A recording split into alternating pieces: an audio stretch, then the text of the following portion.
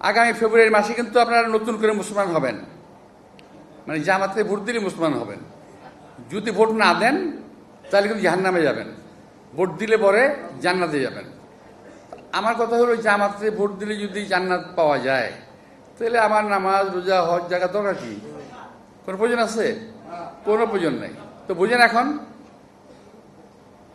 সকল ফরজের ইত্যাদি বড় ফরজ হলো জামাতকে ভোট দেওয়া। ভাবতে পারেন কত রকম অদ্ভুতপূর্ণ কথা এদের। সকল ফরজের ইত্যাদি বড় ফরজ জামাতকে ভোট দেওয়া, এরকম কথাবার্তা তারা বলে। এরা হাদিসও বলে, বানিয়ে হাদিস বলে, মিথ্যা হাদিস বলে, নানা রকম কথাবার্তা বলে। আমি এগুলো বলতে চাই না। তবে এই সমস্ত যারা নাকি ধর্মকে বিকৃত করে ভোট নিতে আসে, ভোট নিতে চায়, তাদের হাত থেকে বেঁচে থাকবেন, নিজে বেঁচে থাকবেন, অন্যকে বাঁচানোর চেষ্টা করবেন।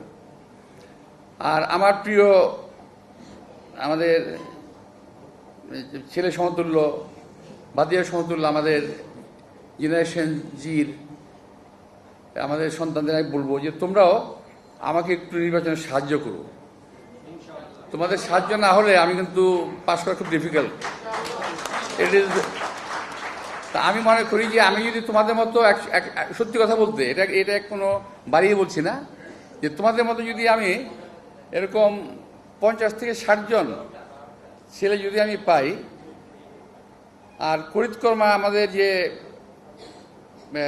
ভাই বোনেরা আছেন, এদের যদি পাওয়া যায় তাহলে নির্বাচনে জিততে আমার অসুবিধা হবে না, আল্লাহর রহমতে।